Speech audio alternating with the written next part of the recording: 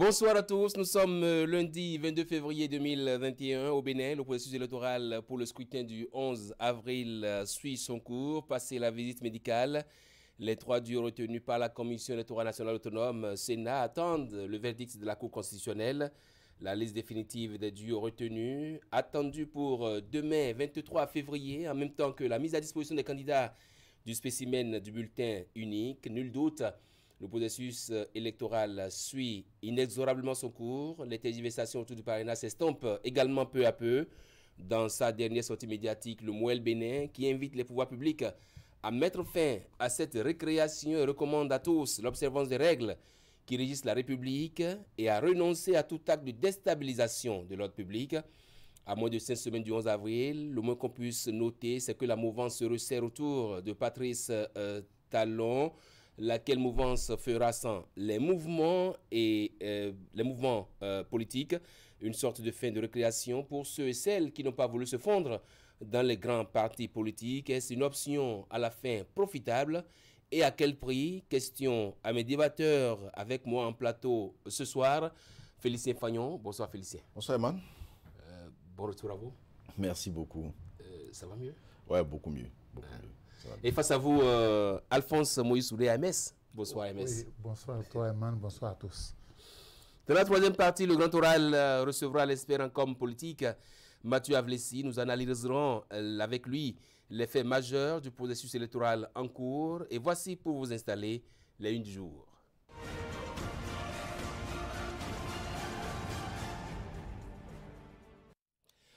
On démarre par le quotidien Maison Fraternité, occupation du terrain pour la présidentielle 2021, regain d'antagonisme entre partis et mouvements politiques. Libération présidentielle du 11 avril prochain, le rapport de la visite médicale des candidats disponibles. Le challenge après les révélations explosives de Rachidi Gbadamassi.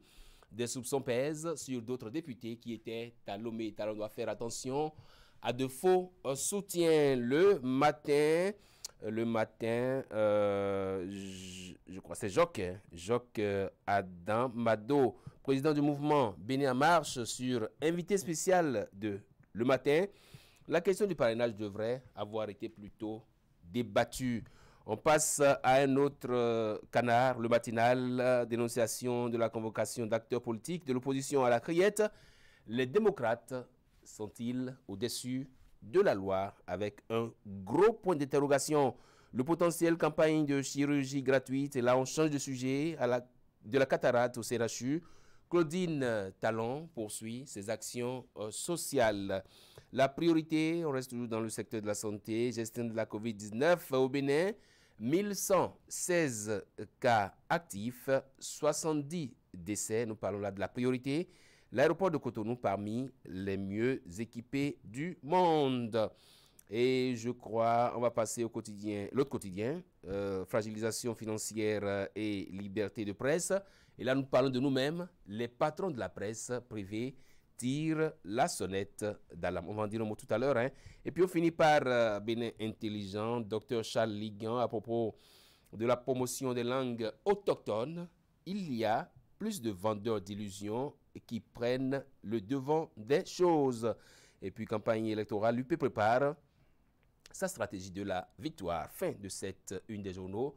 J'arrache rapidement quelques deux mots à mes débatteurs du jour. La presse qui, finalement, prend son destin en main, Alphonse Moïse Soulé.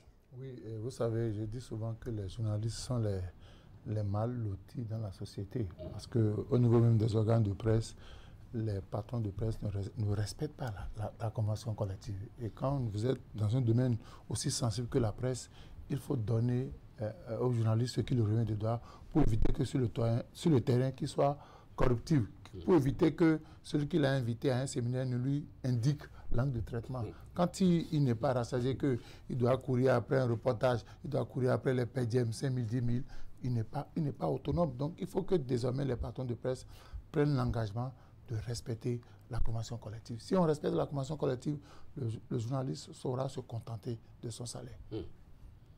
Félicien.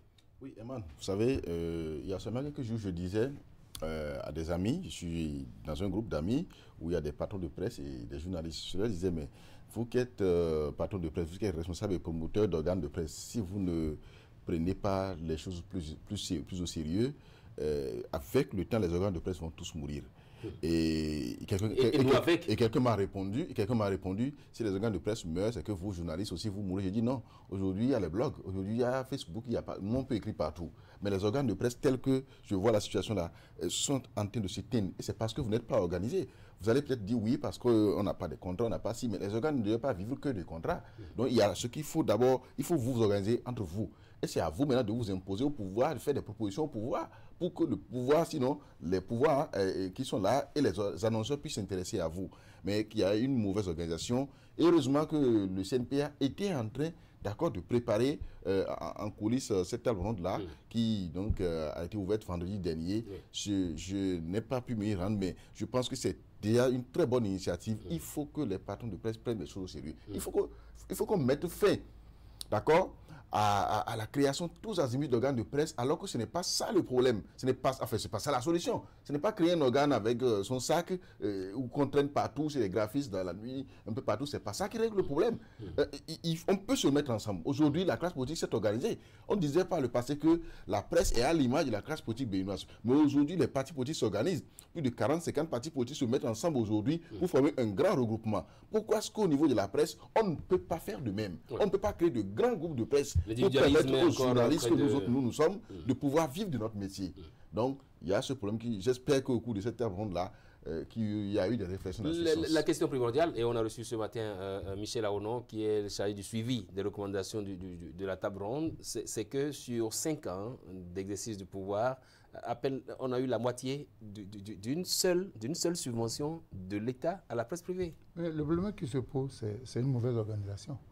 L'État ne peut pas mettre son argent dans une structure qui n'est pas aussi organisée. Vous savez, dans la presse, il y a trop de problèmes. Vous ne pouvez pas comprendre que des journalistes soient encore à moins de 40 000 dans les organes de presse. Et pourtant, parce que quand le promoteur ne veut pas recruter des journalistes, il va sur le campus, il trouve les étudiants qui ont la plume, il les engage. Donc il va falloir que l'État va mettre l'argent quand l'État va constater que tout est bien organisé là-bas. Je suis d'accord avec Félicien qu'il est temps que nous allons vers les groupes de presse. Parce que si quelqu'un trouve 2 ou 3 millions, il pense qu'il a la position, il peut créer un journal. Et il se fait appeler patron de presse. Même ceux qui ne connaissent rien aux journalistes se font appeler patron de presse parce qu'il a quelques jetons et puis il peut engueuler des journalistes. Les engage. Donc il faut que l'État, il faut qu'au niveau de la presse, qu'on fasse le ménage. On peut avoir... C'est possible de faire le ménage. On peut faire le ménage. On peut faire le ménage.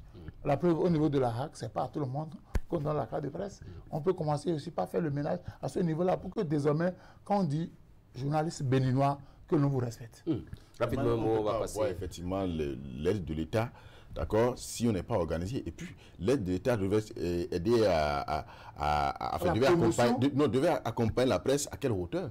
Mais pas le passé, d'accord. Même si en 5 ans aujourd'hui, sous le régime du président Patrice Talon, ils n'ont eu qu'une seule fois, peut-être, ou bien une fois et demie. Une demi-fois, la subvention. C'est-à-dire, ils disent que l'aide de 2018, c'est la moitié de l'aide qu'on leur a donnée. Et donc, on a parlé de 2016, j'espère qu'ils ont précisé que c'est eux qui ont voulu créer un fonds.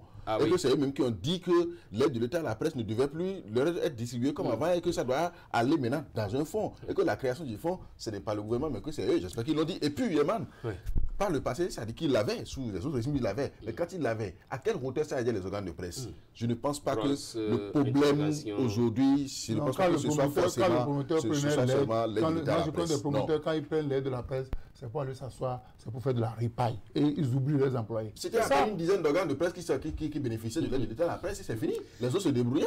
Ce n'est pas l'aide de l'État à la presse qui viendra régler le problème de la presse. Voici le duel.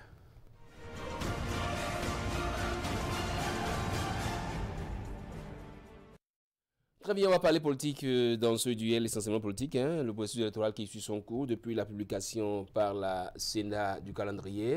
On constate que tout va normalement, Alphonse Moïse-Soulé. Oui, j'ai toujours dit que la Sénat avait publié son calendrier.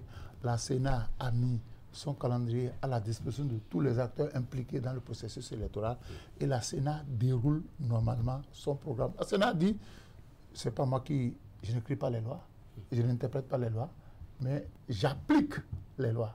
Ce sont les hommes politiques qui votent les lois et mettent les lois à notre disposition. Nous, on est chargé de les appliquer. Donc, jusqu'à maintenant, il n'y a pas encore eu de faille dans le travail de la Sénat. La Sénat fait normalement son travail. Le reste, il revient aux hommes politiques de faire aussi leur travail pour que nous puissions aller allègrement vers le 11 avril 2021. Est-ce que vous sentez que du côté des hommes politiques, effectivement, un travail se fait? Non, vous savez, je suis un peu gêné. C'est de part et d'autre. Ce n'est pas seulement de la mouvance, mais le discours qui se tient n'est pas un discours fédérateur. C'est-à-dire que chacun aujourd'hui cherche à se justifier. Cette affaire de parrainage, ça fait couler beaucoup d'encre de salive. J'ai suivi le ministre porte-parole du gouvernement Maître Léon Ronla. J'ai suivi sur BBC. J'ai dit, il ne faut pas enfler la polémique. On a dépassé déjà l'étape des parrainages. La Sénat a délibéré. Et je crois que d'ici à demain, on aura la liste définitive. Tout Donc, à fait. ce débat est dépassé pour moi. C'est comment faire pour organiser des élections pacifiques. C'est comment faire pour sensibiliser les Béninois pour qu'ils aillent voter. Moi, j'ai fini avec la première étape. Est-ce que le débat sur le parrainage est dépassé quand on voit que du côté de l'opposition, ça se tient toujours, ça se dit toujours, ça se susurre dans les couloirs? Bon, c'est vrai il sera difficile pour nous aujourd'hui d'ignorer la question du parrainage dans les débats. Jusqu'au 11 avril prochain, il sera difficile. Même après le 11 avril, les candidats vont toujours en parler. Mais je pense qu'il est quand même temps pour qu'on puisse dépasser cette étape-là et continuer.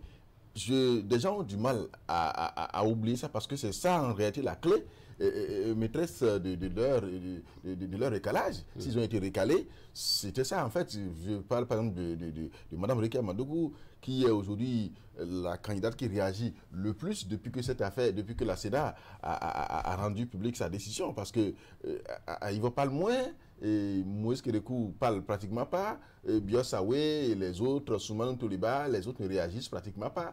C'est à croire que cette saison-là, c'est que Mme Rekia Madougou, elle, personnellement, l'attendait. Au point où si ça la dépasse, c'est que le monde risque de s'arrêter. Sinon, il y a qu'elle qui en parle et qui continue d'en parler, qui continue d'en parler, qui continue même de faire le débat autour de ça. Il faut la comprendre. Si ça a été la pièce maîtresse qui l'a rejetée et qui l'a fait récaler, à cause de son parti qui, depuis le début, avait toujours dit qu'il n'en voulait pas, c'est normal que ce débat... Comment peut-on la comprendre quand on se rend compte que le réveil au sein des démocrates a été un peu tardif, et même que les démocrates ont dit, il y a le président démocrate qui dit que même si on a donné le parrainage, que ça ne regardait pas. C'est ça, je dis qu'il y a eu, comme vous l'avez dit, il y a eu un réveil tardif. Et il y a eu également de l'impréparation au niveau donc, du parti des démocrates et puis ensuite au niveau de la candidate Mme Rekia Madougou. On sent qu'elle-même ne s'était pas préparée à la chose. On sent qu'elle n'a pas une équipe qui l'entoure. On sent aujourd'hui qu'elle n'a pas un cabinet, n'a pas un laboratoire. Sinon que normalement vous êtes candidate d'un parti politique et qui votre dossier n'a pas été retenu.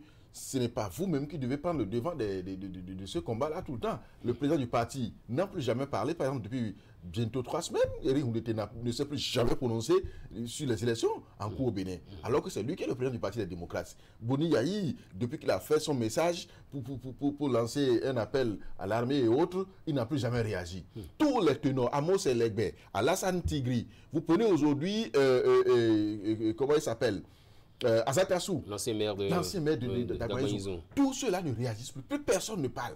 Donc c'est à croire que le parti des démocrates a croisé les bras ou bien a fini déjà avec cette bataille-là. C'est seulement Mme Rekia Madougou qui parle. C'est que vous rejoignez en fait Alphonse Moïse Soulé qui pense que ce débat-là est clos depuis Alphonse Moïse Soulé. Oui, c'est peut-être clos au niveau de ce parti, du parti lui-même. Qu'est-ce qui envenime les débats?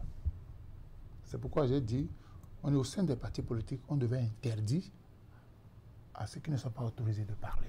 C'est parce que des gens sont sortis pour dire qu'il faudrait qu'elle nous apporte la preuve, les captures d'écran, comme quoi elle a échangé avec des gens qui devaient lui donner initialement les parrainages qui à la fin ne l'ont pas fait. C'est pourquoi je dis, moi je m'adresse à tous les partis politiques. Il revient aux partis politiques d'arrêter ce spectacle-là. Parce que, je prends l'exemple de Rachid Gouvernement, s'il n'est pas responsable du bloc républicain. Oden Adadati n'est pas le responsable du bloc républicain. De l'Union progressiste. De l'Union progressiste. Soui n'est pas responsable. Et Issa Salifou n'est pas responsable. Mais Soui est parti d'une dénonciation. Donc je dis, il a dénoncé d'accord, après la dénonciation, ceux qui doivent prendre leurs responsabilités, mais je dis au niveau des partis, il faut qu'on arrête qu'on dise de demain. J'ai dit, il faut que Amoussou Bruno parle. Il faut que, comment ça s'appelle, Biotchane parle. Parce que quand ça va dans tous les sens, ça fait mal. Parce qu'on a dit réforme du système partisan. Et dans la réforme du système partisan, on a fait la promotion de la discipline de groupe. C'est vrai que tout le monde connaît la philosophie des... Est-ce que cela devrait empêcher les individualités de s'exprimer quand par exemple, Soui dit que lui, son parrainage lui a été confisqué? Est-ce qu'il a besoin d'une autorisation? Si vous ne pouvez pas respecter les... Moi, je ne suis pas dans le parti politique. Si vous ne pouvez pas respecter, c'est dans toute organisation, si vous ne pouvez pas respecter les principes qui régissent le fonctionnement d'une organisation, n'y entrez pas. Restez dehors. Restez dehors. Mais si vous entrez, vous êtes obligé de suivre les principes. Nous sommes sur un terrain politique. Et je dis, ça parle de tous les côtés. Ça parle. Alors, pour vous commenter, qui peut arrêter cette saignée? Cette étape-là, il revient aux responsables du parti. Vous avez vu, tout à l'heure, Félicien a rappelé cet nom. On reconnaît Éric Kounété comme premier responsable du parti Les Démocrates. Oui. Maman, c'est lui qui devait soutenir la candidate, porter la voix du parti. Au niveau du BR, Biotchane. Au niveau, vous avez vu Moël Bénin, c'est Jacques Ayadi qui est sorti pour parler.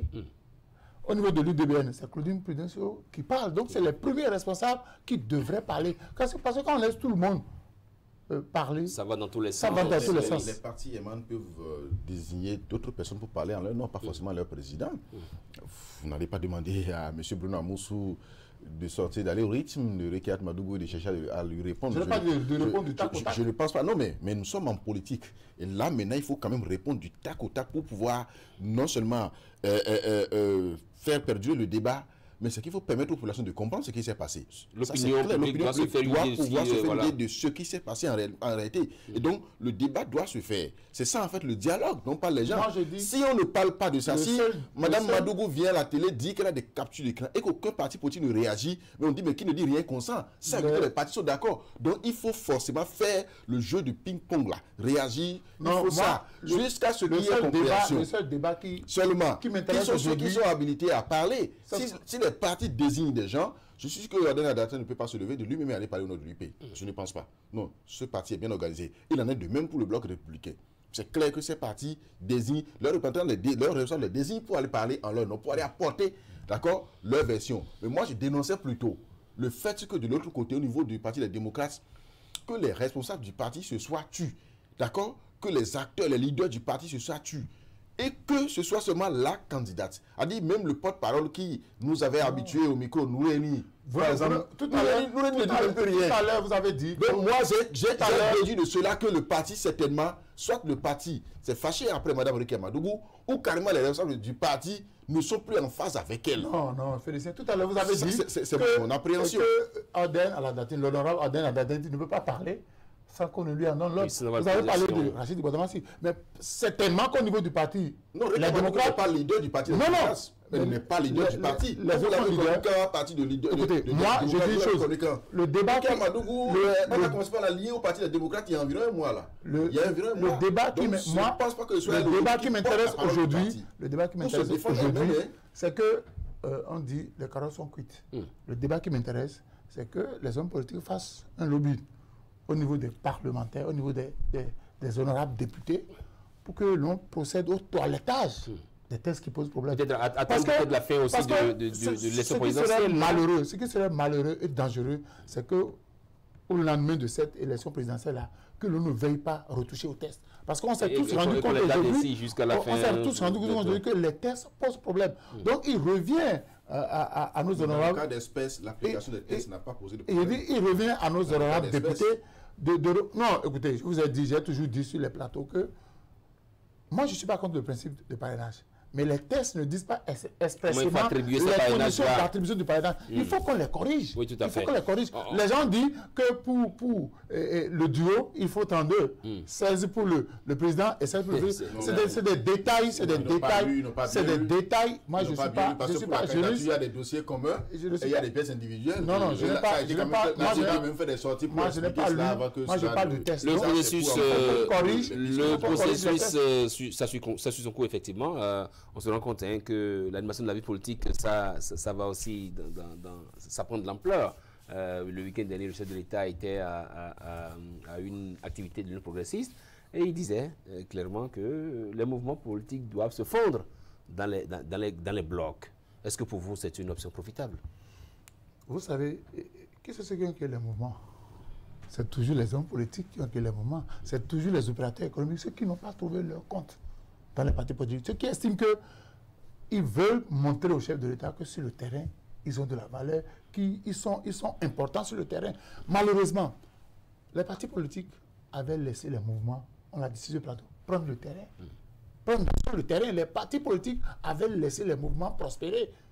La dynamique continue. On a vu les mouvements qui sont sortis pour appeler le président Patrice Talon à un second mandat. Les partis sont entrés dans la danse bien après. Donc aujourd'hui, vous savez, la nature aurait du vide. Il serait difficile. Parce que quand vous demandez aux partis de se fondre, au mouvement de se fondre dans les partis, quelle place va-t-on leur accorder? Parce que si ils vont se fondre dans les partis pour devenir complément d'effectifs, ce n'est pas la peine. Chacun veut montrer au chef sa capacité de mobilisation. Mais dans les partis, il y a des gens qui n'ont pas trouvé leur compte, qui ne sont pas pris en compte. Mais ayant les moyens, ils ont décidé de créer le mouvement pour soutenir l'action du chef de l'État. Moi, je ne leur en veux pas. Mais il sera difficile de ramener tout le monde à la maison. Je partage à 100% l'avis de Moïse Soudé sur ce plan parce que ceux qui ont créé des mouvements, c'est vrai que parmi eux, il y a des gens qui sont membres de partis politiques. Vous avez vu ce qui a été organisé au Palais des Congrès samedi, par exemple, où il y avait le premier adjoint au maire de Cotonou, qui est quand même de l'Union progressiste. Mais quand on parle de CCC, de CCA, c'est quand même une force politique qui avait aidé Patrice Talon en 2016. Qui avait aidé, mais est-ce que légalement, aujourd'hui, ça existe encore? C'est ça, en fait, le problème. Et je crois que Gérard Benoît l'a dit. Il n'y a pas eu une charte des mouvements, mais il y a eu une charte des partis politiques qui a dit que le code qui existe aujourd'hui, c'est pour la charte, c'est pour les partis politiques, non pour les mouvements. Donc, c'est ça. Mais politiquement, en réalité, comme Moïse Soudé l'a démontré, on ne peut pas aujourd'hui militer pour la disparition totale des partis, en tout cas dans la circonstance actuelle. Je ne dis pas que le vœu du chef de l'État ne sera pas réalisé. Je ne dis pas qu'il sera impossible, mais je pense que parmi ceux-là, il y a des gens qui n'ont pas trouvé leur place au niveau des partis politiques pour militer, pour montrer au chef de l'État. Il y a des gens qui sont dans l'administration, dans des organismes internationaux. Il y a des gens qui ont les moyens, qui veulent bien aider le chef de l'État, mais qui ne sont membres d'aucun des partis politiques sous l'organisation du chef de l'État.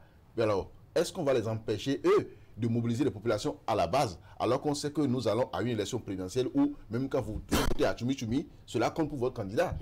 Et donc, le président Patrice Talon a émis le vœu, il a souhaité que cela soit ainsi, certainement qu'en le disant, il demande aux partis politiques de s'organiser, d'être plus actifs, parce que les partis aujourd'hui sont lents à la réaction sur le terrain. Est-ce qu'en le disant aussi, il ne demande pas aux partis politiques d'écraser les mouvements sur le terrain aussi, ou alors il demande en travaillant, en se rendant beaucoup plus actifs, parce qu'au sein des partis politiques aujourd'hui, il y a quand même des courants.